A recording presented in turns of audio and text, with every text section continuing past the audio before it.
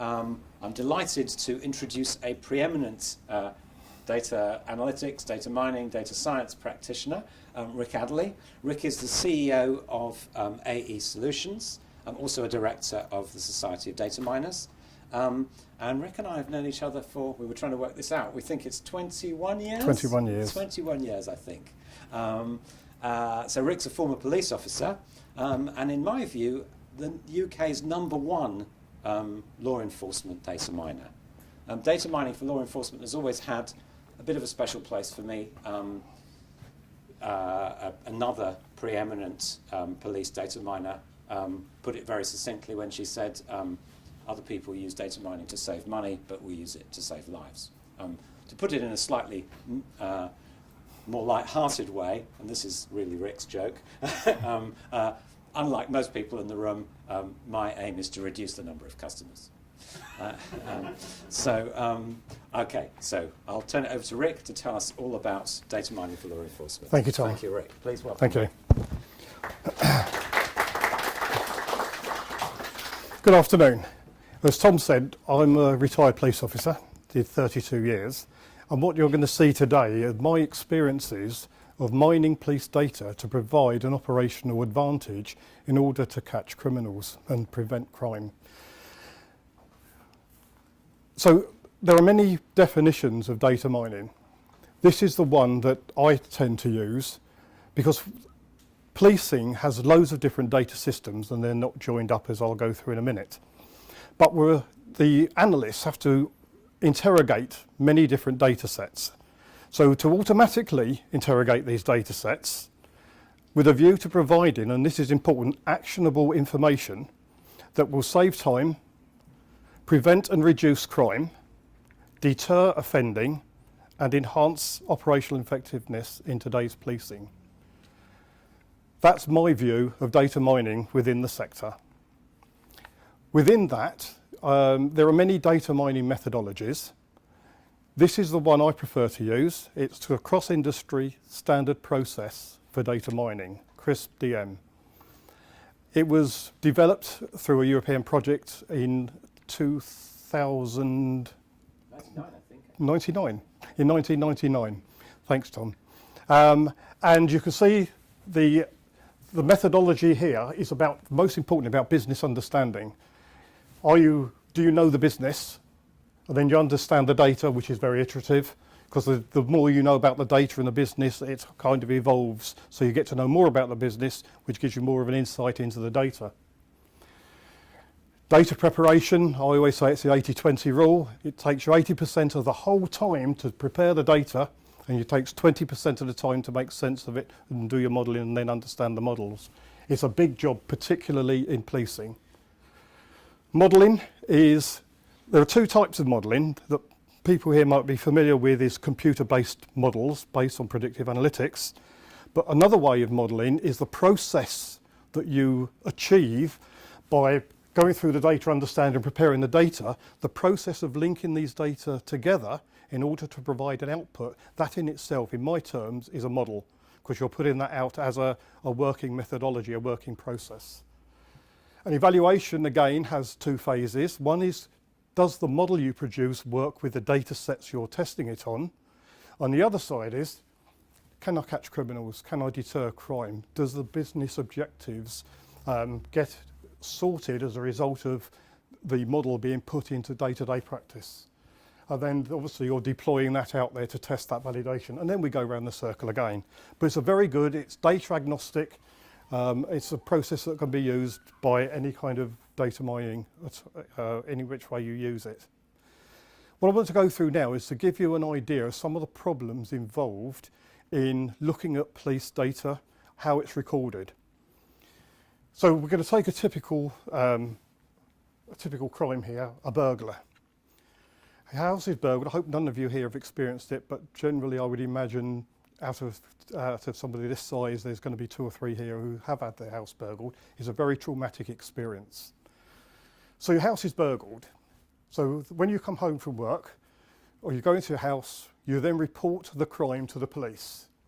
Now that goes through to a central call, a call centre, whereby the details of your crime are recorded onto a command and control computer. It's computer-aided dispatch, command and control, there's all sorts of names for it, but it's recorded on an incident at this stage, not a crime, but to a command and control computer. Now it's a burglary. So, under the terms of reference for all police forces in the UK, somebody will come out to you. It might not necessarily be a policeman, it could be a scenes of crime officer, but somebody will come out to you to inspect your house, have a look at the way they've got in, look at the modus operandi, and to take details of that crime. And then that crime will go into a crime reporting system. Now, if you're lucky, the crime number will go into the command and control system, if you're lucky to link it. And if you're lucky and it's typed in properly without any mistakes, then you can link it back. But of course you've got somebody who's busy and typing things in, so you've got the natural errors coming in here. From that policeman going, they normally send a scenes of crime person to go out and do a proper job. And I say that tongue in cheek because a policeman isn't a scenes of crime expert. So he will take, or he or she will take brief details, and then the scenes of crime person will go in and be very thorough and take the fingerprints, lift footwear marks and all that kind of stuff. And then that information is put on a forensic reporting system, which again is not linked to any other system. So all of these details, a very thorough MO, which is most important, the modus operandi, is now put into this forensic reporting system. Now, within the UK policing, there's a national intelligence model that all police forces, all 43, sign up to, and there's a tasking and coordinating process whereby each morning they see what's gone on in the night, and then there are specific tasks handed out to different work groups that need to be done throughout the next day or 2 or 3 days. So through that tasking and coordinating, there will be officers will be tasked to go out on the streets to where the crimes take place, to do stop and search and to gather intelligence and things like that.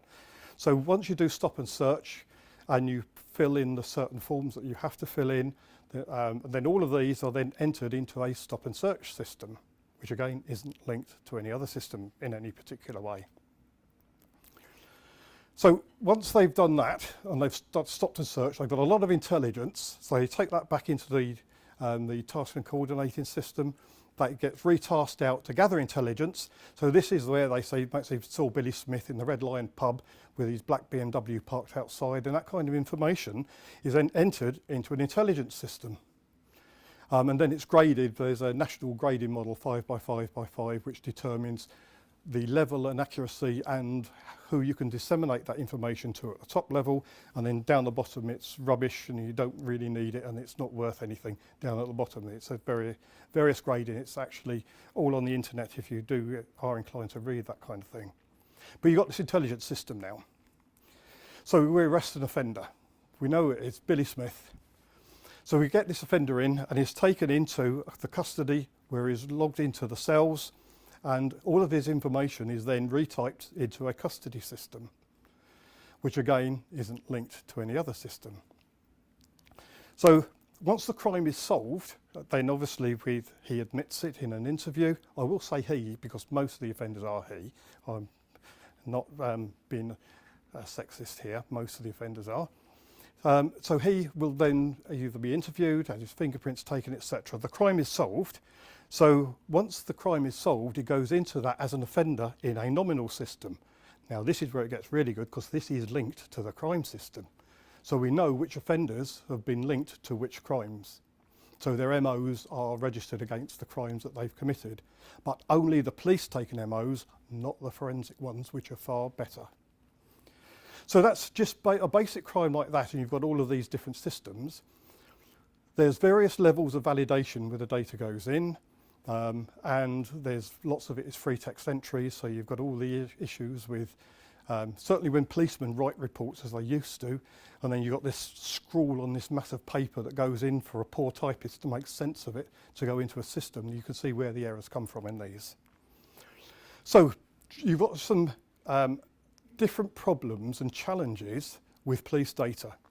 So generally you've got structured and unstructured data. In our terms, the structured data are the database fields whereby there are certain things like a street name, a town, a district, etc. The unstructured data could be an offender's description, an MO or something like that, or it could be a load of witness statements. But these fields are not even as simple as that. This could be a nominal entry for the Billy Smith, as we've just spoken about. You've got a unique reference number, which is generated by the system. What should happen is when a nominal, an offender, gets put into the nominals table, which is where this is an extract from, obviously it's not real people here, unless you know Billy Smith, of course. Anyway, but they should say, oh well, that Billy Smith, yes, that's the one, we'll link the data to that Billy Smith. Now, if I can just point here, this is where they've linked the data together, but you've got William Smith, Billy Smith here, different date of birth, but that's just an artifact of putting data into police systems. But then you've got people who have said, okay, Billy Smith comes in, they can't be bothered to look him up, so they just give it another reference number.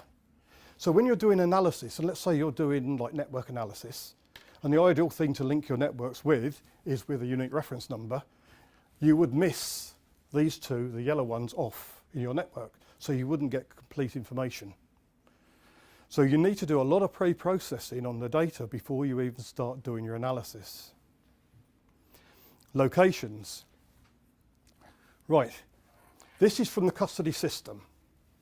Again, obviously, they're fictitious addresses, but that's how it's entered into the custody system, in one field, free text, however you want to put it in. And then if you're trying to get things out, okay, what's happened in Carsington, then you've got to parse it out. They're not always in the same places with the commas, so it's very difficult to parse out. And even in the proper structured fields, you're having towns with districts in and districts with towns in, because they are just entered into the system in the way that the person wants to enter them. In lots of these systems, they don't have gazetteers attached to them. So therefore, people have to enter them as they've written down on the crime reports or on the stop and search reports, and that's how they're entered in. So again, when you're trying to do analysis on this, it makes it particularly difficult. This is a particular field in a database that describes the MO in delimited text. It's all one field, but a policeman will go and tick the crime report, and he'll tick, it'll be front door, wooden, or roller door, and it'll say smashed the door down with force, and so there'll be just tick boxes. And where they're blank, or he can't be bothered to put them in, then you get the not knowns in. So it's very much incomplete information. When you do have information in there and you want to pull out things like, I want to pull out all where the glass has been smashed, and you're doing text parsing. Now, natural language processing will come in tremendously here, but we've worked on another project that was called Mosaic, an EU FP7 funded project. And there was Synthema, was an Italian company who were experts in natural language processing, or I will say they thought they were till they saw police data, because they're so used to looking at fairly good newspaper reports, documents, etc., and they could do wonders with that. But when you're starting to get things like we've got here, smashed glass pane, smashed upper side window, smashed 3x2 single pane, smashed 3x2 glass. So, and you want to get this smashed window out, they had to put sort of different type of concepts into their natural language processing and do it for police data. So they've then built up quite a good domain knowledge in relation to police data. And another issue with it is when you're actually looking at offender descriptions. This again is a free text field, whereby if you have an offender that says Billy Smith was seen running away, you don't know it's Billy Smith, but he could be 5'2", long dark hair, slim build, wearing a leather jacket. But so here you've got different ways here of putting in height. We're still pretty much imperial in the policing. There's not many metrics in here yet, although the younger generation are coming through now. So you might get 1 metre, I don't even know what 5'7" is, so you say 1 metre 64. I mean, I'm still pretty much imperial. So you might get a few 1 metre 64s and things like that thrown in here. So you've got to make sense of that in the free text. Now also in these, there's only one offender described. But in these, you've got offender 2, number 2 there, that's offender 2. So you might have 3 or 4 offenders in this one block. And you don't know then, when you're aligning it to the crime report, which offender that might refer to. So you know there's 4 of them there. You might have 4 nominals listed in the crime report, but you don't know which description relates to which nominal. So again, there's all these issues. It's fun, really.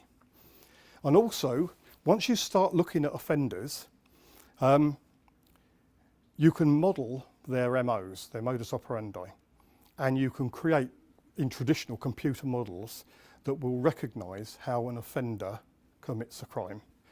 And we can do that to quite some degree of accuracy, which I'll go on to a bit later. But the problem is, I mean, you yourselves, you go to conferences and you go there in order to learn. So when you learn something, you naturally change your way of working a little bit in order to encapsulate what you've learned. Offenders are no different.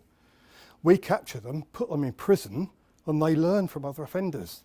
So when they come out, they change their MOs, then we haven't got a clue what they're doing. So they have to have repeated then catching them for offences in order to monitor the change of MO, excuse me, their change of MO, in order then to be able to model them again. So you need to retrain the models. So offenders learn from offenders, and that's very well known. I had no idea that prisons look like that. I'd sign up for that as well. Yeah, well, I've got flat screen TVs and all that stuff. Anyway. And also then we're starting looking at criminal network analysis. There are 2 different types of networks, again from my perspective. You've got the overt network, which is like social networks, and you say, hello, I've been out to the pub with Tom and we've just driven off and had 2 pints and then we've come back and that kind of thing. Not that you would drive and drink, but anyway. But you can see that you're saying, hello, I'm here. These are my friends, these are my relatives. So it's easy to look at networks. Criminals don't say that. Not very many of them anyway. You don't get them on Facebook saying, hey, I've just burgled a house with Billy Smith. You don't get that. And the information you get in is only the information you get for when they touch police systems. So you've got them coming in against a crime. You might have a stop and search or a bit of intelligence, but it's very sparse information. So you've got here an overt versus what I call a covert network. And it's difficult then to use social network algorithms on covert networks because they don't work in most cases. And also then you're looking at degrees of freedom. I'll just go through quickly degrees of freedom. If I know Tom and Tom knows somebody else, then Tom's 1 degree from me and that somebody else is 2 degrees. It's like handshaking. But you need to be able to target people in these networks because some of these networks are quite big. And with a lack of resources that you have, you can't possibly target everyone in a network. So you need to know who you're going to target in, and that itself presents a problem. This is a sample network which is generated in I2. And I2 is an IBM product now, and it's used by every police force in the UK, most of Australia, America and those kind of places. It's a very well-known product and it's excellent in doing what it does. But if you look at that, who would you target there? Well, it's a rhetorical question, but which people or persons is the best to target to disrupt that network? And that's the problem an analyst will have. So I just want to go through the degrees of freedom and just to show a little bit about the problems you get with targeting. If red is the person that you're looking at here, the blue is 1 degree of freedom and the green is 2 degrees of freedom. Now, if you change your target to the black one, then 2 degrees of freedom is different. So you're excluding the blue square here on the 2 degree of freedom, and here, you're excluding it from the red. But if you're looking at actually targeting these people, so who do you need to target? What's the problem with the network? Who's causing most harm to the community? So you need to be careful on who you target because your aim is to reduce the harm to the community and also to catch the offenders. But you want to prevent the crimes from occurring. And if you target the wrong people, it can have a detrimental effect on actually who you're going to disrupt and the impact it's going to have on your community. That is a 2 degrees of freedom acquisitive crime network. Burglary, car crime and robbery in the main. So you can see the problems that you're having with that in real life as to who do you target and why only go 2 degrees of freedom. Generally, with acquisitive crime, as I said, that street type crime, you only want to go 2 degrees because it gets mad. But if you're looking at murder, sexual abuse, that kind of thing, then you do want to do the whole 6 degrees of freedom because you need that information. This is a real network. And just to illustrate the fact that social network algorithms probably would say you need to target that person in order to disrupt that network's activity. This is a serious and organised crime group, the ones highlighted in the reddy coloured square, although it looks pink up there. But that's a proper, very serious organised crime group. The person here, he stole a car, and these people happened to be in the car when it was stopped and arrested. That's the only connection they have. So if you tackle that person, that would do nothing to stop that organised crime network from operating. So, and that's just one small example of social network analysis not working in covert networks. Part of the job is looking at targeting people. Who do you target? So another term of looking at this is checking out your priority and prolific offenders. Who's coming through the books very regularly and causing most hassle? Because most of the population never ever come in contact with the police at the business end, which is kind of my end as it used to be. Most people are fairly honest, law-abiding people. So it's only a very small section of the community that firstly offend, and there's very, very few single offenders who offend only once. Most of them are repeat offenders.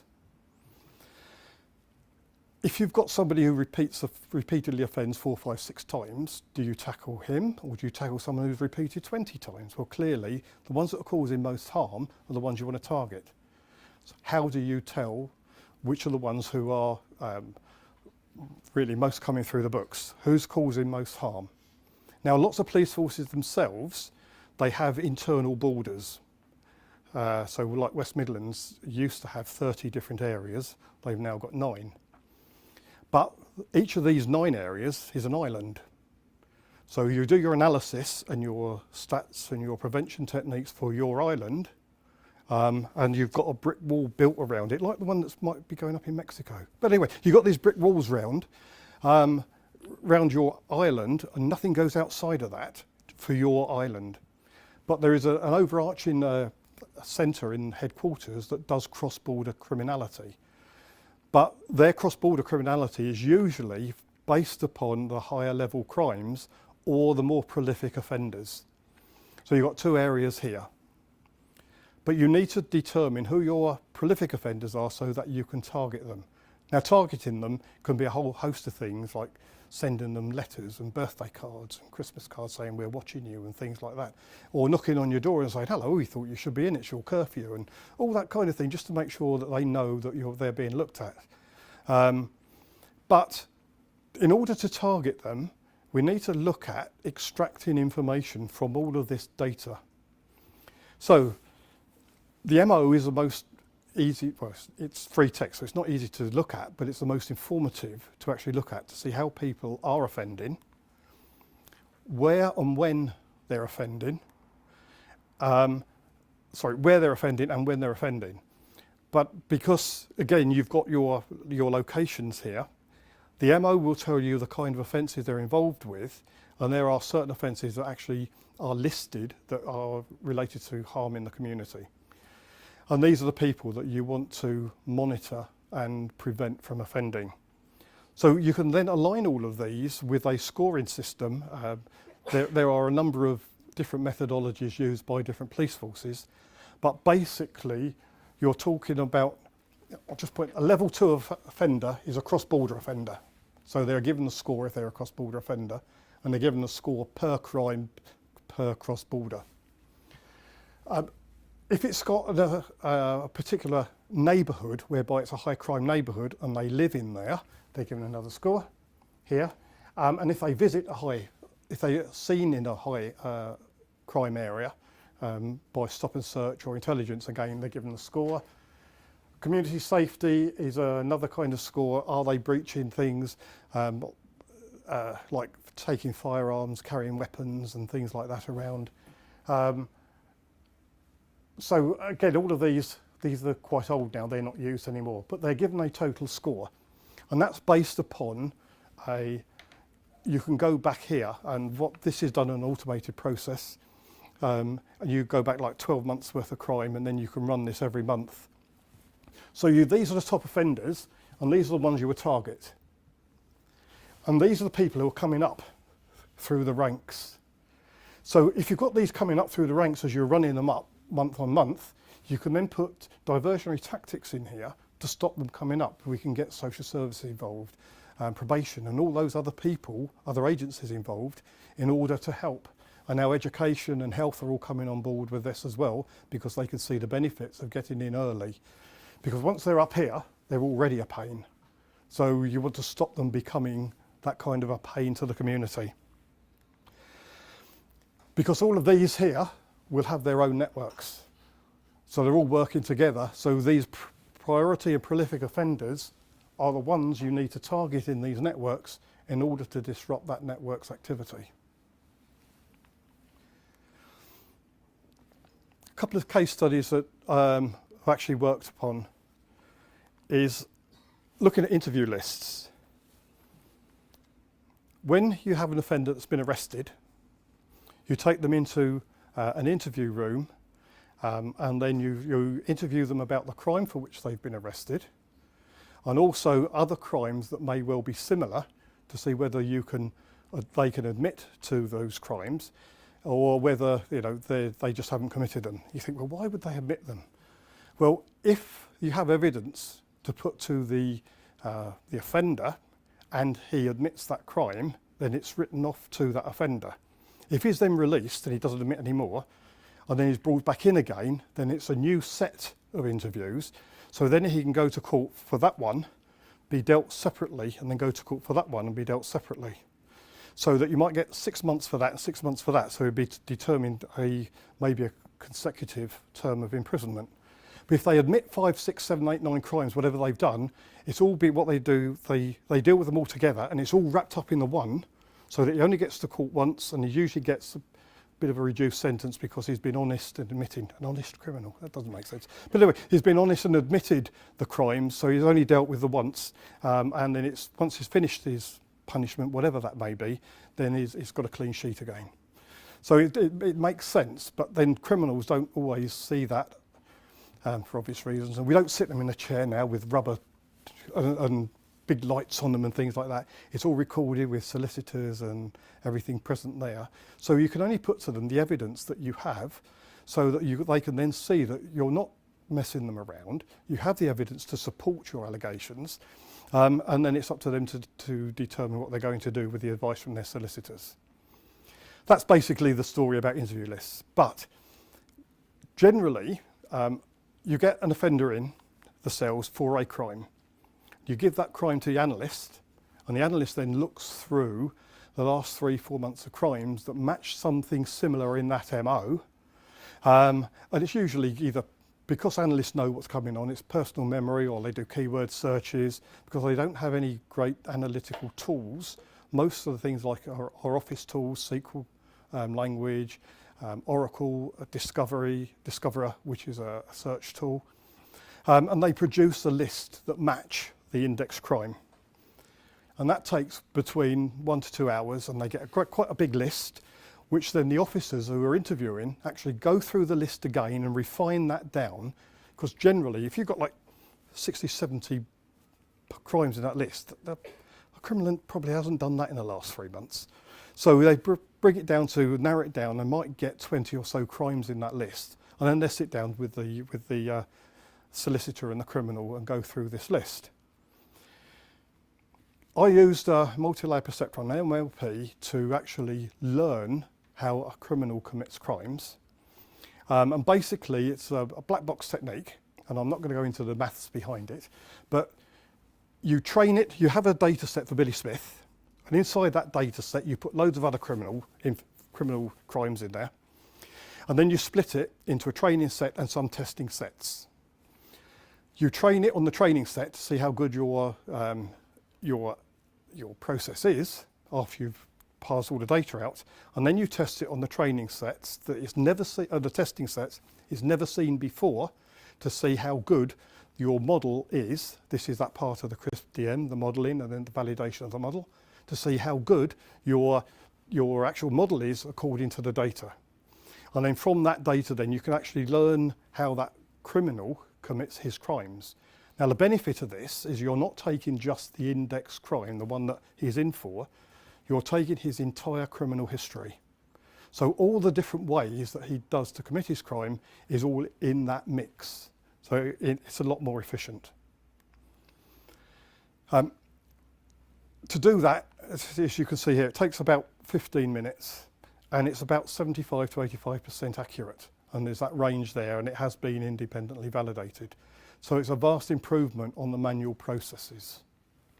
And by accuracy and validation, it doesn't mean to say these are the crimes he's committed. It means that these are the set that is good enough to go for the interview process.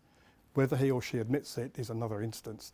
But this whittles this great big list down that takes 1 to 2 hours, and this does that list in about 15 minutes.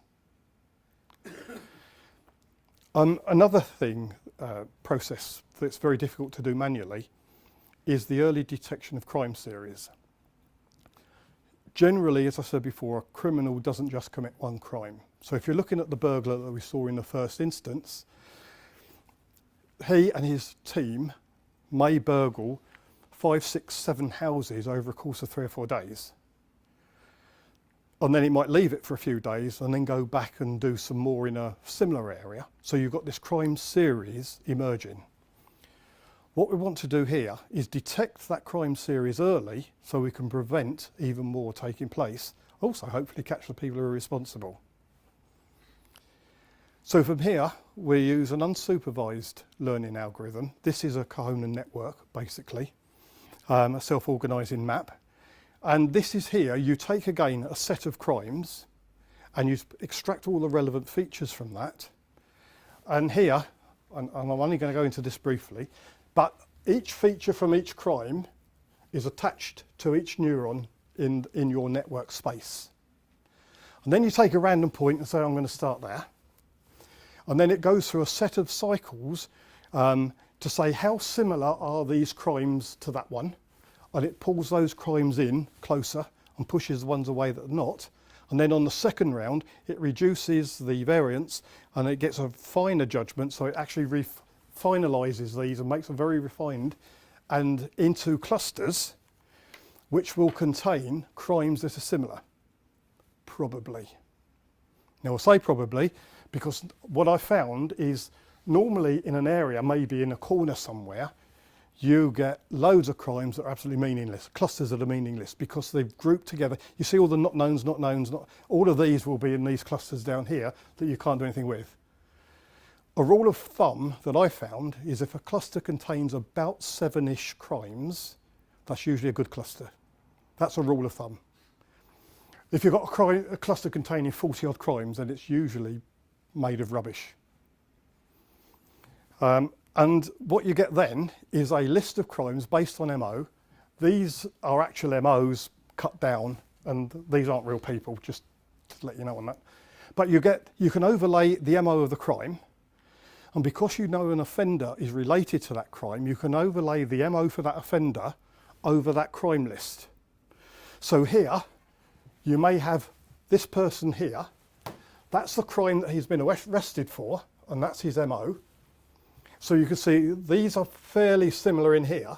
So what you might say is, to infer that this person here may have, not has, but may have committed the crimes in that cluster. Here you've got 2 people who have a similar MO. So either one of those or both of those could be responsible for the other crimes. We think, well, what's the use of could be and maybe?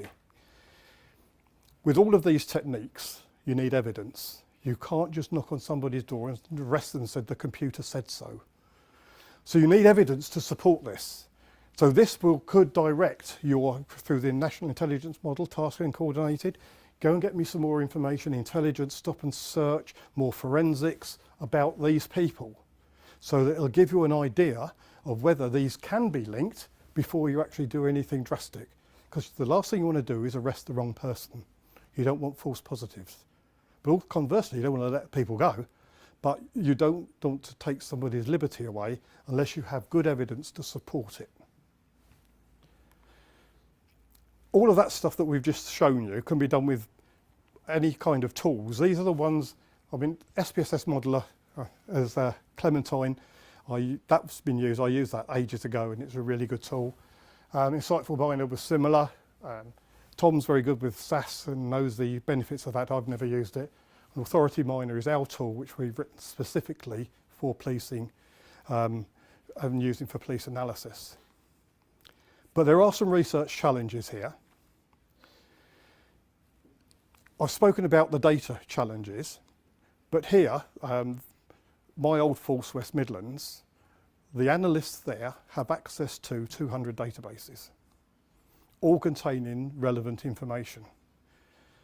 They do have a data warehouse whereby a number of systems are in there, but they have to physically log in and out of lots of these systems in order to get the information. They take it out into Excel, join it in Excel, and then start doing a lot of manual work. How do we get over that? There are some systems that they won't allow you to automate anyway, but this is just very typical of UK policing. We're actually coming right up now into the, I suppose, 1920s now, so we're pretty much modern in policing. I know we're a lot better than that. The key here is making the research operationally effective. We need to make the research catch criminals, deter criminals, prevent crime. I know research is all about writing papers, but from my perspective, it's about protecting the community. It's not just about writing papers. We write papers, but the research is, can it be proved operationally effective? Can your research go out there and be used on the streets? And that's, for me, is very important. TRL levels. People talk about systems that being TRL 9, which is ready and used. You don't need that in policing, because the system itself, if it gives a pointer to an intelligence outcome or to a forensic outcome, the system itself will never be used in court because you need supporting evidence at every stage. So if it helps the operational officer, the operational analyst, or the departmental head, then that's good enough. Now, working within European research, which we do, and working within policing, TRL 5 and 6 is good enough to go into policing if you can get it in there, because you have to get it through their IT systems. And that's probably your biggest challenge. But that's another issue. The research has to be operationally effective, but it doesn't have to be top. The system you provide doesn't have to be at TRL 9. And then, of course, if you're developing something, who owns the IP? The police like to own IPs. And obviously, if you've developed it, it's mine. So that's something else through negotiation. And if you're doing research on policing, where do you get your data from? Because most police forces are very reluctant to release data. And the data that they do release sometimes is of a too high a level for you to make any good real operational effectiveness from it. So where do you get your data from? You might have to build a good relationship with a force. You might have to put somebody inside that force after going through security systems to sit there. I don't know, I don't know how you would work with that. But the data is most important, but there could be a solution for that down the line. Visualizations. I2 I've spoken about. Although it can be used with iBase, which automatically then does create your networks to a certain extent, most police forces use Analyst Workbench, which is a very manual tool. You put you upload a CSV file, or you physically create your charting on the screen. So it's very manual, very time consuming, but they produce very good charts, etc. And they're also worthy to go in front of the court because they're accepted in through the judicial systems. But the challenge is, how do we produce something that an analyst can use interactively whilst they're searching through their data? So you want some kind of an interactive visualization system, because you want to get something to say, oh, I didn't know that, so you get the aha moment. That's insight. They've found something because they've looked at the data maybe slightly differently than they look at it from a table. And as you know, you can like through 3D models, you can move the data around. You might say, oh, that offender stands out. Why? And then you can start looking. So visualization is important. You can test hypotheses. But quite what I like mainly about this as well, you can mitigate biases. You can think, oh, you have a table, which everybody works with Excel, and you think, I know who did that, Billy Smith did that. That fits his MO. So you prove that Billy Smith has done your crime, but he may not have.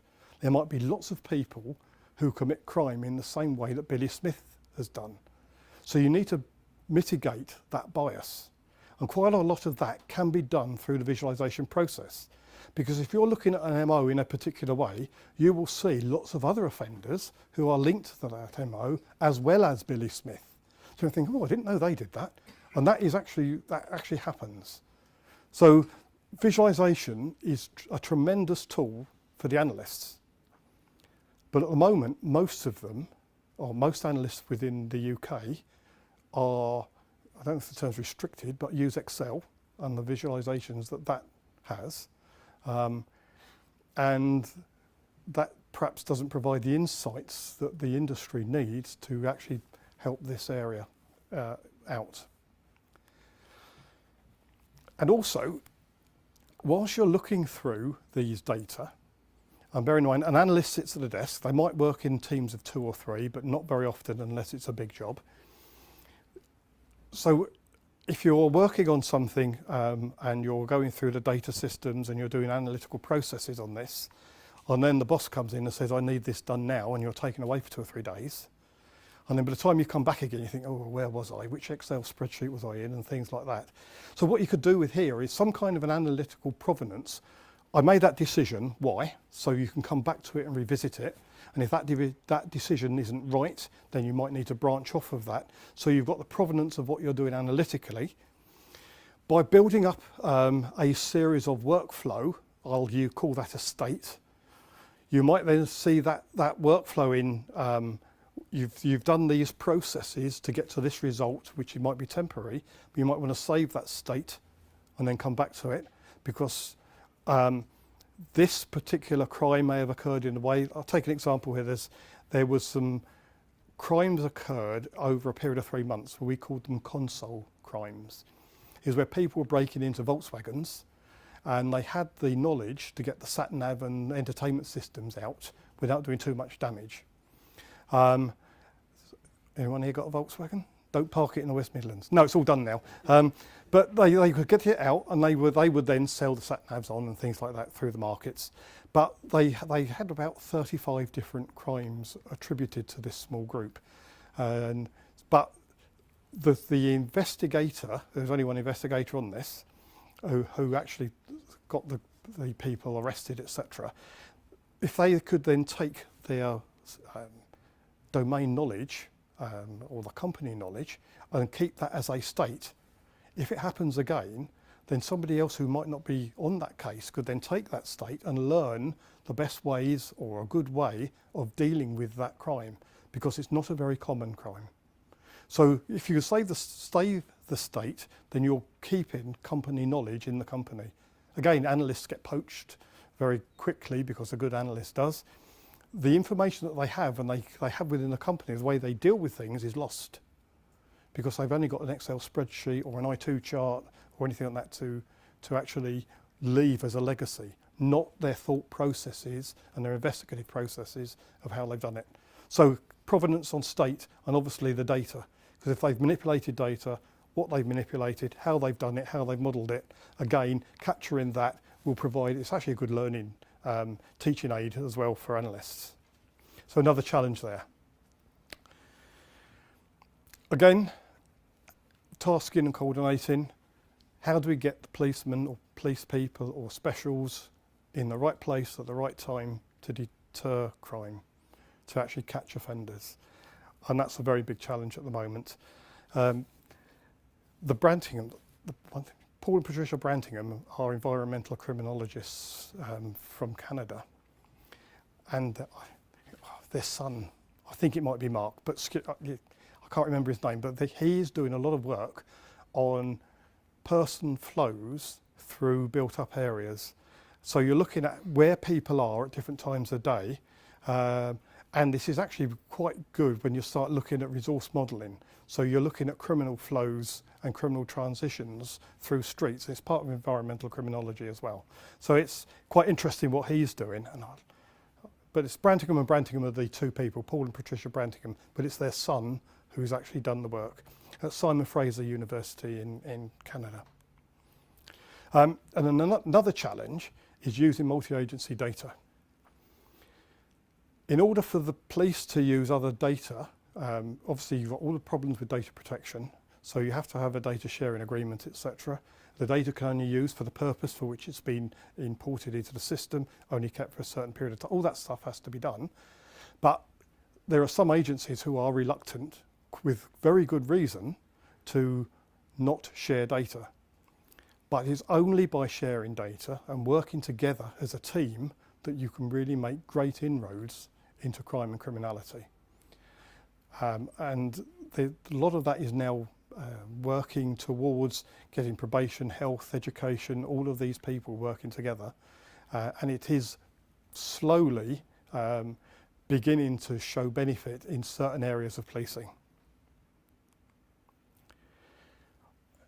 This Felson's paper here, I'm not going to go into what it says, you can all read it yourselves, but it's looking here at building an ecosystem, a theoretical ecosystem for serious and organised crime. Fascinating paper, and as a practitioner, I can certainly see the benefits of what he's saying. Now, although it's fairly old now, 2006, nobody's taken it further. So there's a good challenge here to anybody who wants to have a go, and I'd be pleased to work with anyone. It's fascinating, it could be practically useful, and I think you could implement that within a policing system. And there are loads more challenges. This is just a very brief overview of some of the more interesting ones. Where do you get your data from, I mentioned? I'm currently working with an FP7 project called Valkyrie. It's a visualization project for looking at analytical data. It's www.valkyrie.org is the website for it. But part of our job is to create a research data set. Because of our involvement, or particularly my involvement with West Midlands Police, they've allowed us to have these real data, which we can anonymise and put back into the project, and from that make into a research data set. Now, stop and search, there's 60,000 records over 1 year. Crime, there's actually 1.1 million crime records over 3 years. Nominals, that's people, that's victims, people who are suspected of and are offending. There's 1.5 million records. ANPR, automatic number plate recognition, there's 1 month records there with 53 million. Finance, these are bank financial transactions between somebody pays somebody or somebody pays an organisation. There's 1.8 million records. Intelligence over 1 year, there's 200,000 records. Property, that's property that's been stolen or damaged that's relating to the crime. 1.8 million records over the 3 years. Custody, if you remember, that's that awful text that's written with the address, that's the custody system. 185,000 records over a year. Command and control, that's the people who report in incidents. That's 1.2 million records over 3 years. That's real data. We've been given the task to anonymise that data for 2 stages. Firstly, the stage for the project, which means it's not totally anonymous, because in order to prove that the analytical system works, you need a certain amount of information in there so that you can say, that's Billy Smith. So although Billy Smith isn't a real person, but you need to be able to have that kind of sensitive information. If you look at the anonymisation papers out there, you have sensitive data and then general data. Some of this sensitive information you actually need in these records to prove that the system that you're developing actually works within policing.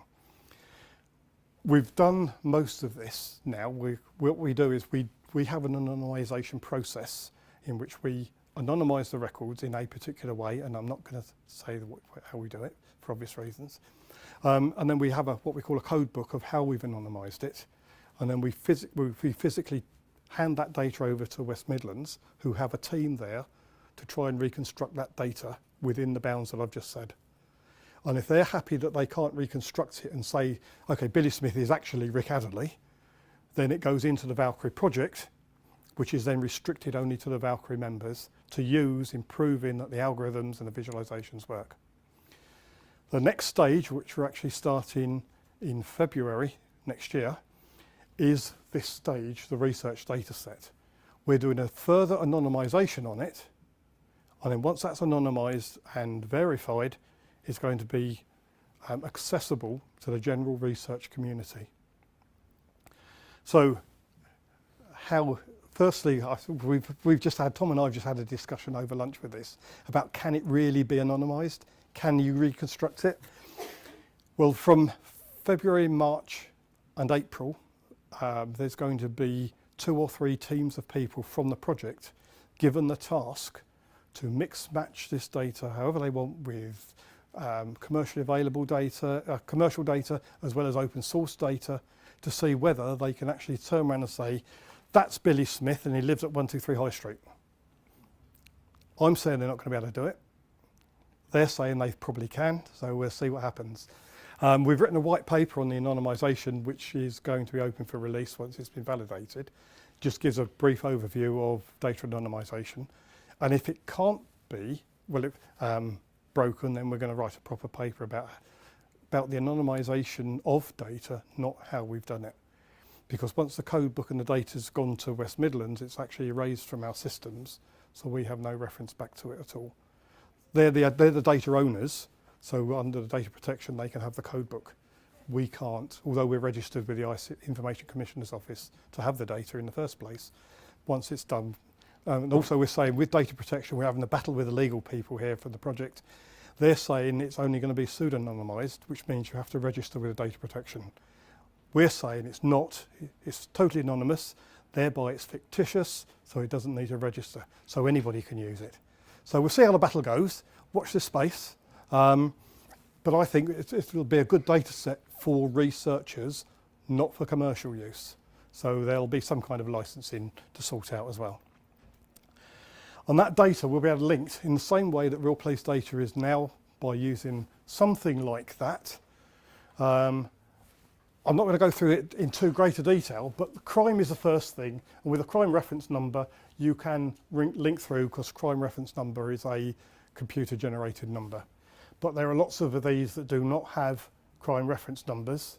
And a crime number is not a crime reference number, that's handwritten. And with the data sets, a policeman goes to a burglary and says, can I have the next crime number, please? And it used to be written in a book, but now they do take it off a system, but that's not to say you can have 2 people with the same crime number. So it's got all the errors of that again. And if you're linking on first name and surname, you've seen the issues that has. So there are, linking these crimes, this together is itself fun. So, and that's, we've actually reproduced the errors that are in the police data set are reproduced pretty faithfully in the research data set. So if there's underscores in letters, misspellings in names, then that's reproduced in the research data set. So you have all the fun of the fair when you're playing with the data.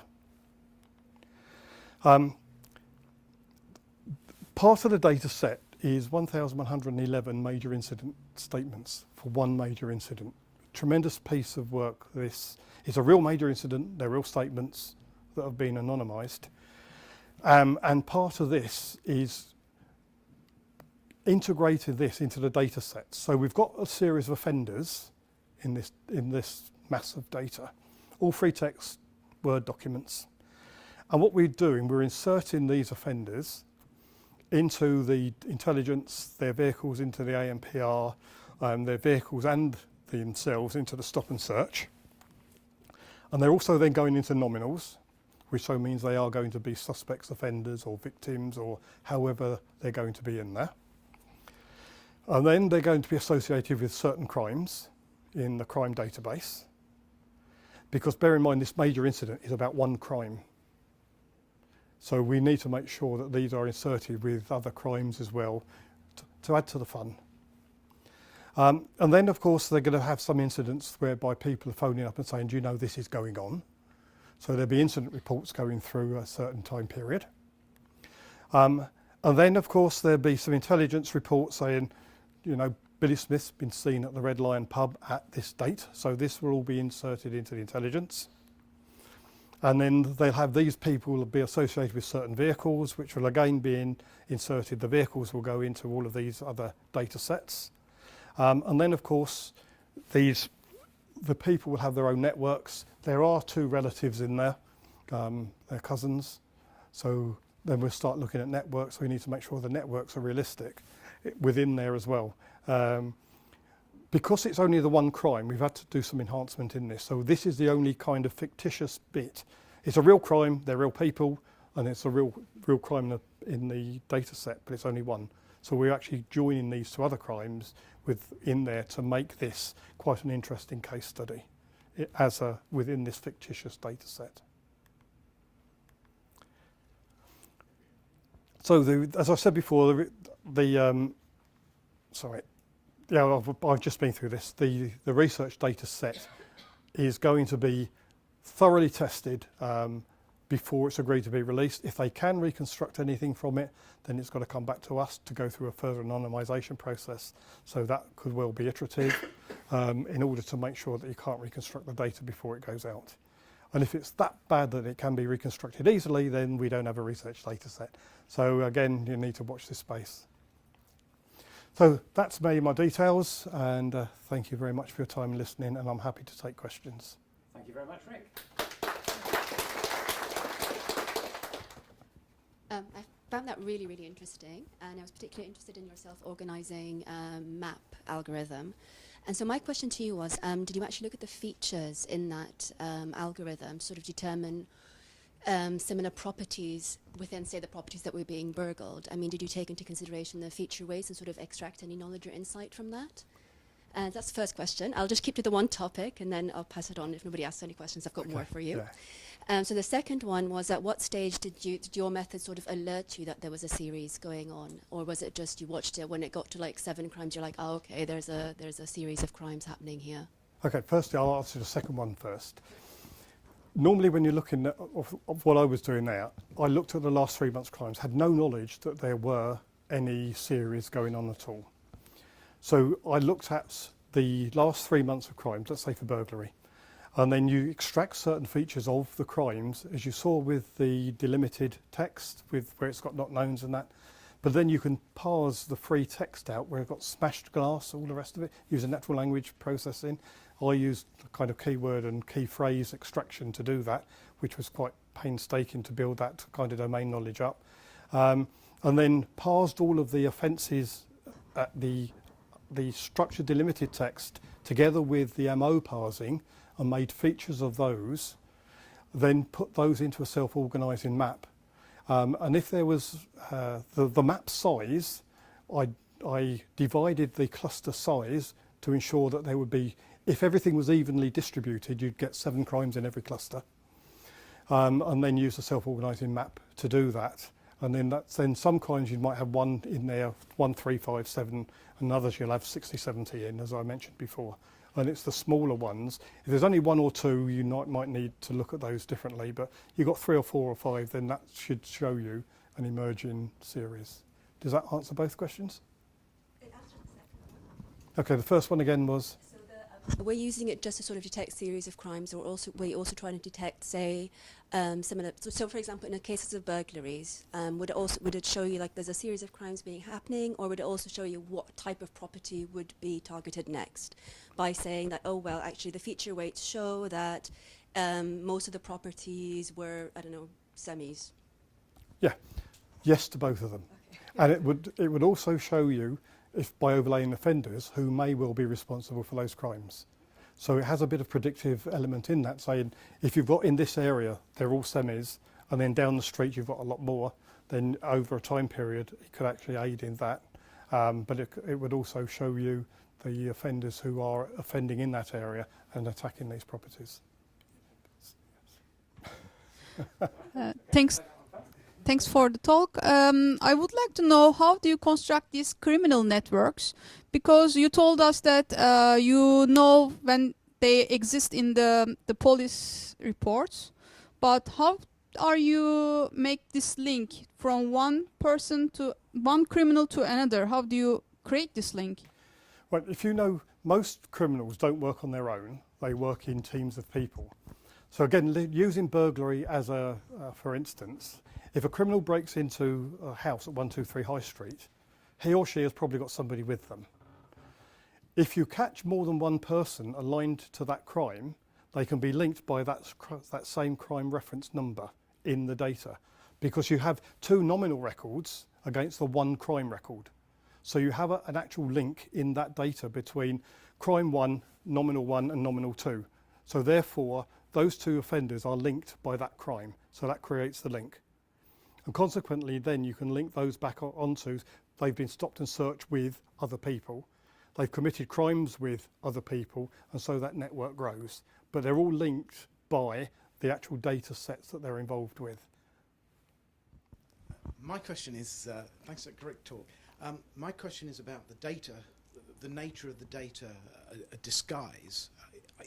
Is there anything that you can do associated with the disguise data that would allow you to determine what exactly was happening, sort of reconstruct activity level things associated with the behaviour? So I'm assuming that you've got something that's parallel to what the actual records are. They are actual records.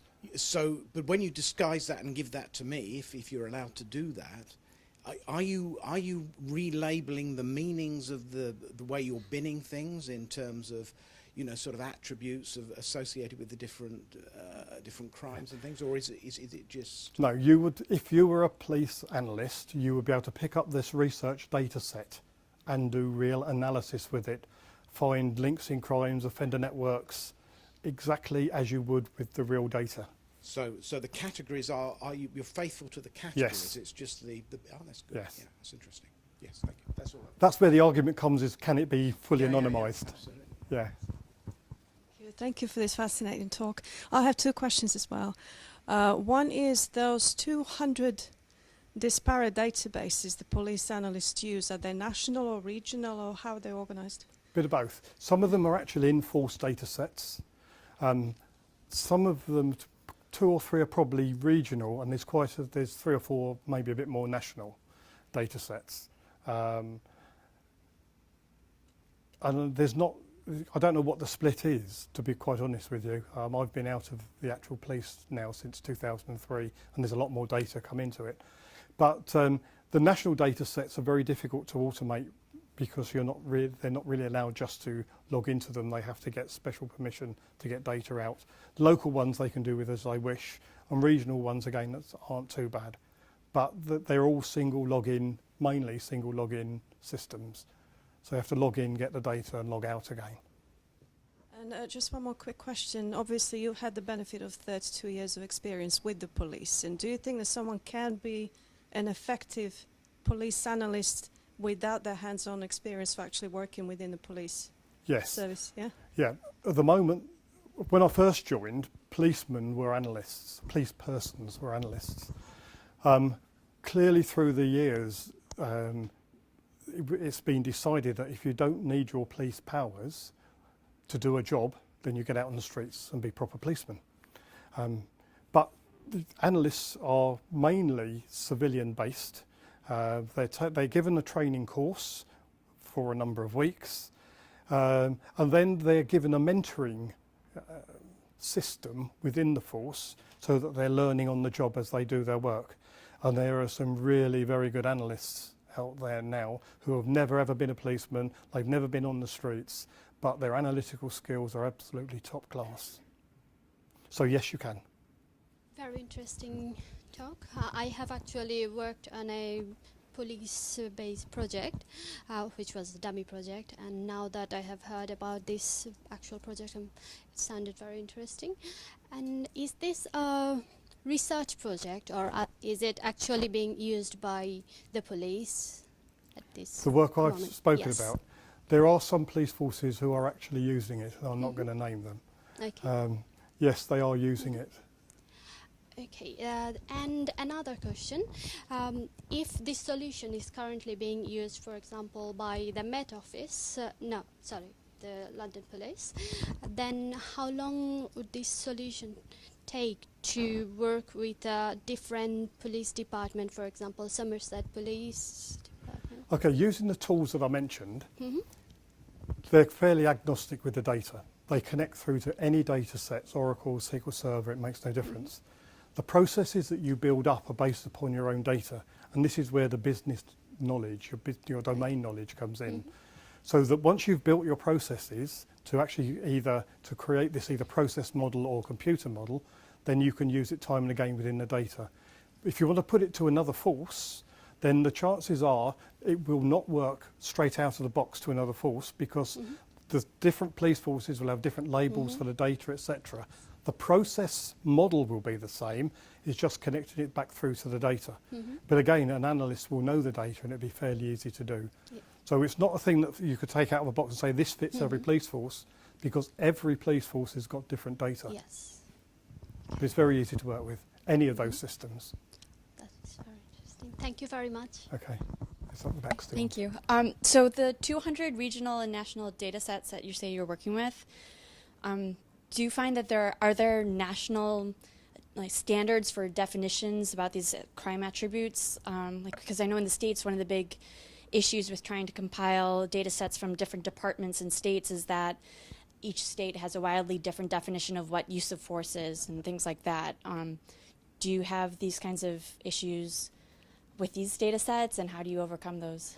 With the national data sets, there isn't a problem. They are national standards. Like the Police National Database, each police force puts their data into the Police National Database, and it has to go in that data standard. So all police forces then can get information nationally about certain aspects of crime. Again, regionally, that's pretty much the same. The regional systems, in fact, most of the regional systems are the same. And if you're looking at the home system, Home Office Large Major Inquiry System, which are used for all murders and human trafficking and that, their data systems are all the same. But it's when you get down to the local systems, that's when all hell breaks loose and they're all different. Although there are companies now like Athena and Niche who are now building systems that integrate 5 or 6 policing systems all into one data set, into one like mini warehouse on one system. Yes. So between everybody who has a Niche system or an Athena system, all of their data will be the same, because it's a commercial system that's now put out there. Okay, thank you. Thank you. Yeah, just a simple question. You mentioned that the Valkyrie data would be made available to licensed researchers. Could you be more specific? Is that just criminologists who work with the police, or is it like postgraduate researchers? And if so, how could we register for licensing of that data? Okay, firstly, I don't know. Okay. It's up. The West Midlands Police owns the original data. So whatever licensing agreement we will have to draw up with their legal people, my thoughts are it would be open to anybody who's in an academic research situation, and that's where I would like to place the data. As long as we keep it out of the commercial people's hands, if I can put it that way, only because they're going to take the data and then build systems and make money out of it. And we've got we've been granted European research money in order to make this data publicly available, not to make money from it. So we think it should go out into the research community free of charge. So that's my take on it. But what that actually means at the end of the day, I don't know.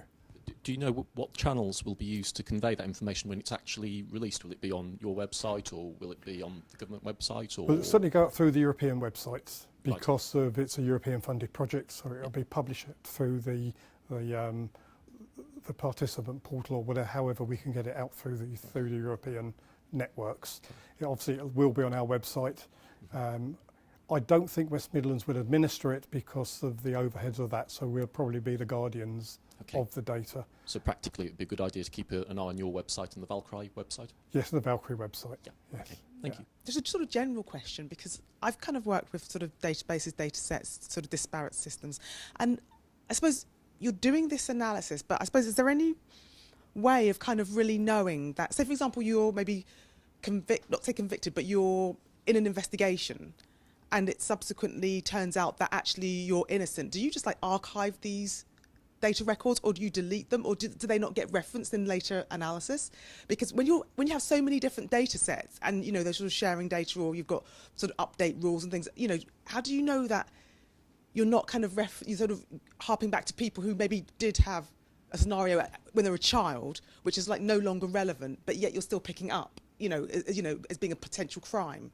Do you know what I mean? Because it's all this power of analysis can be great, but when, as you're saying, you don't want to vilify innocent people, or when they were childish, how do you manage that? There are data within data protection. There are retention dates for various records, and even though the police, they have retention dates on all of their data sets. So if you're like your child and you've not had any further interaction with the police for like 20 years, your record wouldn't be on there. So there are I don't know what they all are, but you have certain retention date structures for certain records. So we or police have to comply with the data protection. They have a lot of exemptions, obviously, but generally they have to comply with the data protection rules that normal companies have to comply with. Hello, thank you very much for the talk. I think it's amazing sort of what you've had to do with very messy data, and you've clearly described the sort of the scale of the problem of, many disparate systems, entry procedures, vastly varying from person to person. And to me, a lot of this comes back then to some of the design of those systems and the processes and procedures in place. That you've made great use of messy data. It's unfortunate that there wasn't better forethought in the design of those systems, the interfaces, et cetera, that would have encouraged more consistent data entry.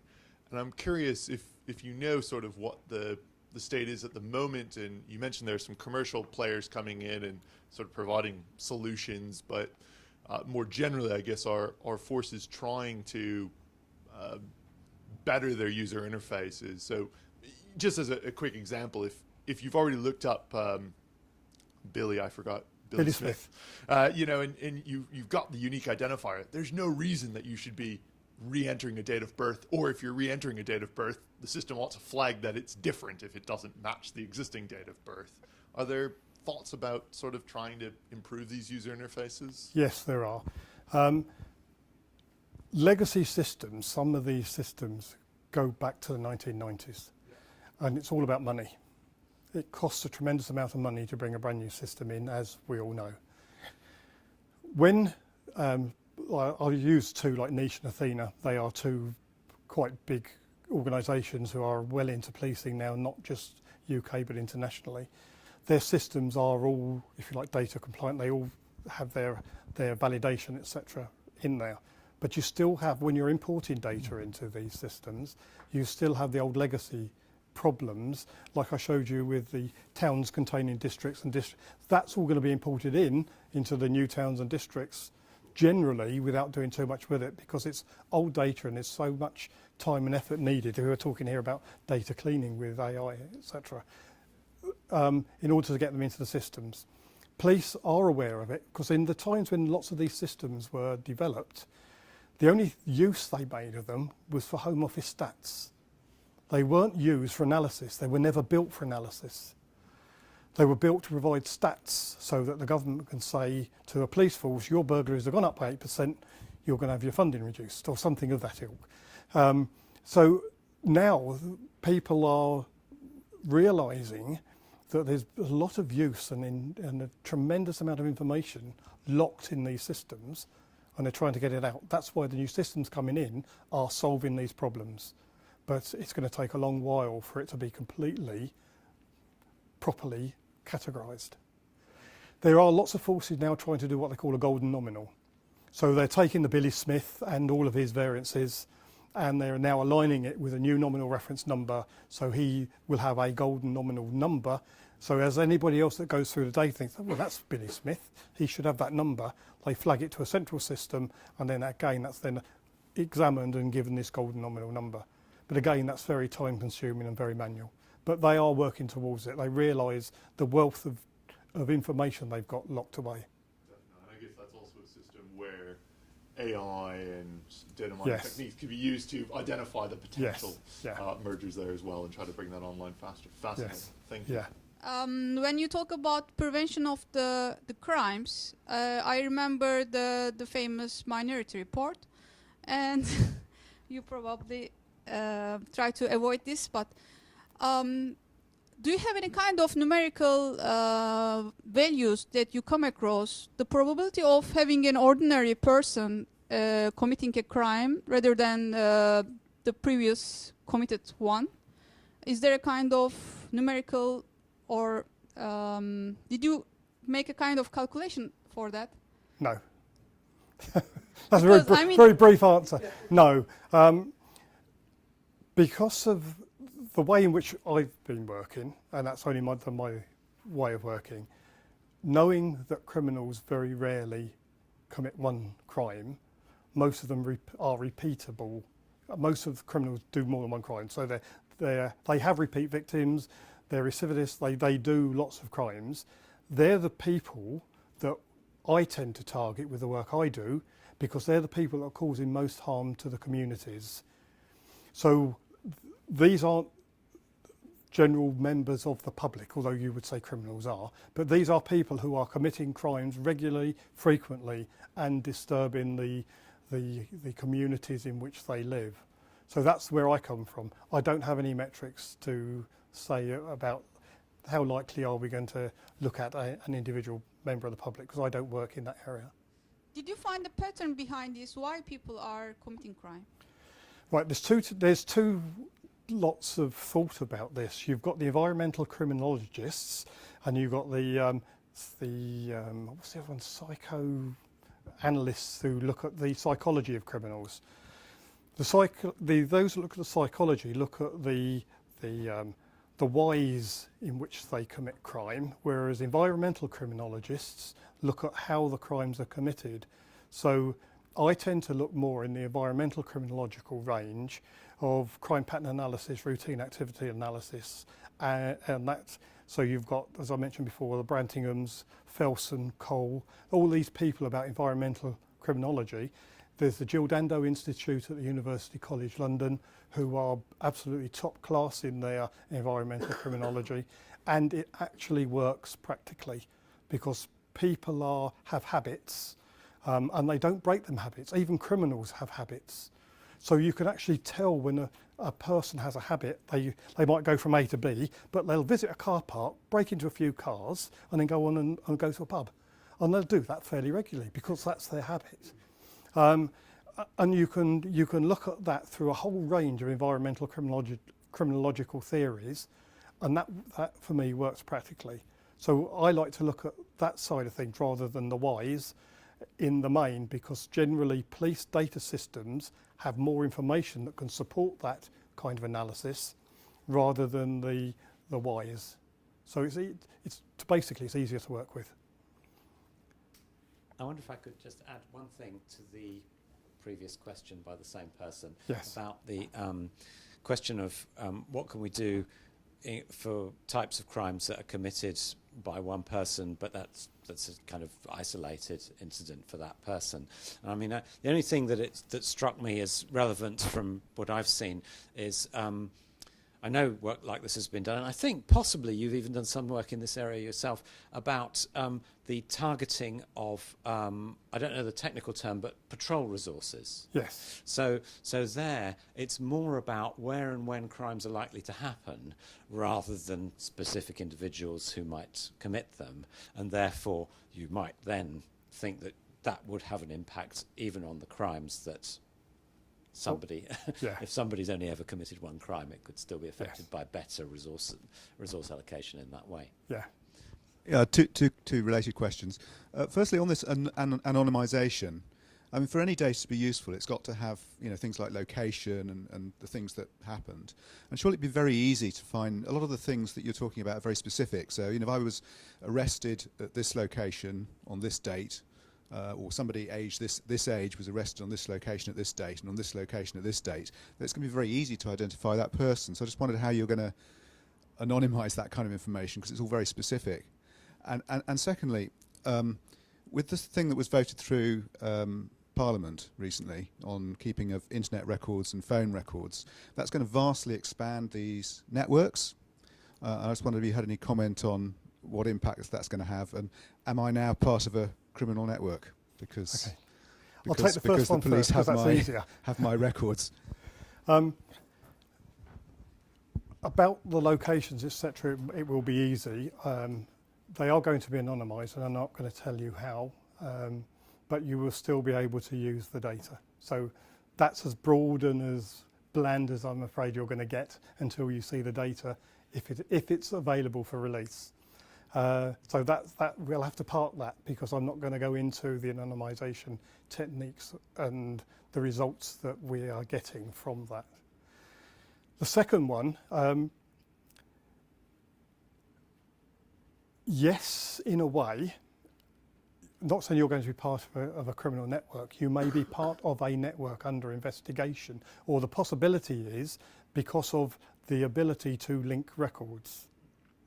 I can't deny that. That's if the data's being captured and that data is available for analysis, there are two ifs, then by virtue of the fact that there are identifiers in that data that can link me to Tom to you by a phone call. Now, I might be a burglar that's got you two aren't, but we just might meet at the pub. But by virtue of the fact that we're connected in that network diagram, we will be connected. But the fact that that's a connection doesn't mean to say you're implied that you are part of a burglary network. Because there are instances where police go to open source data in order to gain more information about certain people in an inquiry, that bring in data that's perfectly available in the open source community, that will bring people in that have no relation to any crime whatsoever, but they're part of the investigation. They may not even know they are, but by getting the information in, it might say, well, that is Rick Adderley. He's been called Billy Smith, he's been called Bobby Jones, but we know he's Rick Adderley and he's the one we want to target. So it's to aid that investigation, but it's easy to eliminate people who have nothing to do with it. Like I said, we don't want false positives. We don't want to knock on somebody's door and say, I'm arresting you because of, without physical evidence, and that's the point, physical evidence that links them to a crime or a potential crime. I mean, for instance, police have access to the DVLA, Driver and Vehicle Licence Agency information. People who own cars and drive cars have driving licences. So basically, everybody who drives a car or owns a car in this country can be linked. But they don't do that because there is no need to. They would, if you have a Red Cortina ABC 123D being involved in a series of robberies, then they might turn around and say, who owns that, who's been involved with that car? Look at the intelligence where it's been stopped. But it won't give, just because you drive a car, that doesn't mean you're going to be linked to the inquiry. So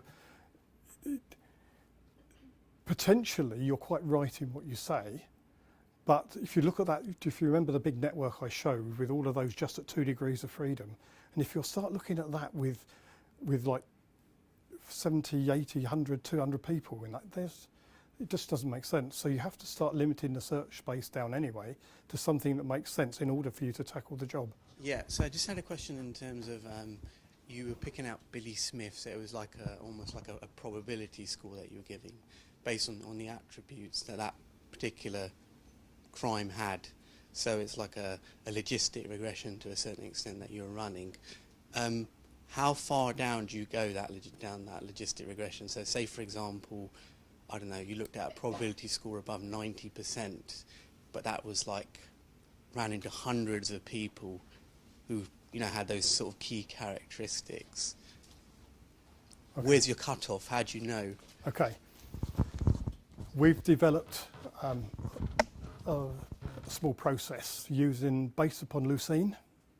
Sorry? Leucine. Based upon that, in which we assign probabilities on a number of variables based in the data.